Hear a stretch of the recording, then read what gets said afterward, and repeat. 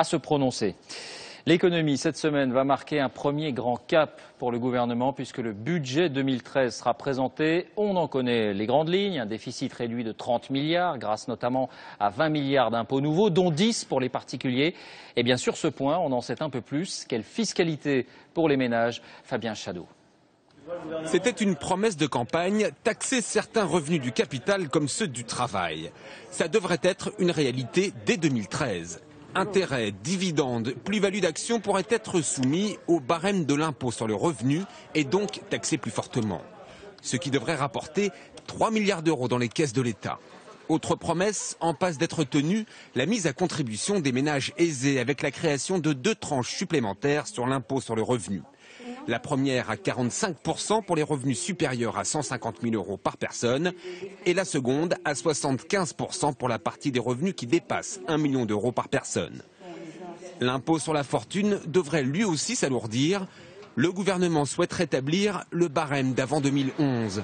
Le patrimoine des plus fortunés serait donc taxé entre 0,55 et 1,8%, recette attendue 1,4 milliard d'euros.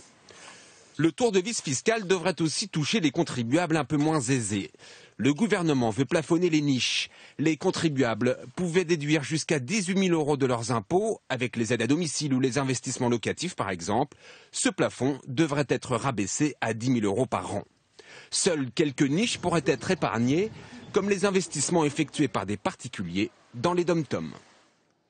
Bonsoir François Langlais. Vous nous avez David. rejoint précisément car vous nous livrez la toile de fond de ces choix sur ces niches fiscales. En arrière-plan, il y a une féroce bataille d'intérêts et d'influence. Oui, bien sûr. L'heure du budget, c'est l'heure des lobbies. Vous savez, ces groupes d'intérêts qui s'agitent en coulisses auprès du gouvernement dans l'espoir de récupérer davantage d'argent public. Un exemple, c'est les départements d'outre-mer qui sont un de ces groupes d'intérêts. Ils profitent d'une niche, c'est-à-dire d'investissements défiscalisés qui coûtent au budget plus d'1 milliard d'euros.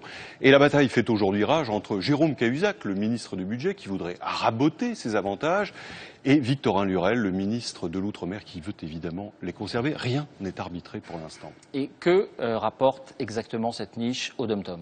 Écoutez, si l'on en croit la Cour des comptes, pas grand-chose, parce que selon elle, cela ne profite qu'à 60 000 contribuables, les plus fortunés. Quant aux investissements qui sont réalisés ainsi, eh bien, ils n'ont pas de véritable utilité pour la population locale, nous dit la Cour. C'est vrai qu'elle nous dit aussi, c'est une aide distribuée à guichet ouvert. Un chiffre qui fait peur. Chaque emploi créé avec ce dispositif aura coûté au budget de l'État, sur la seule année 2009, 730 000 euros. 730 000 euros pour un emploi, David. Merci François pour ces explications.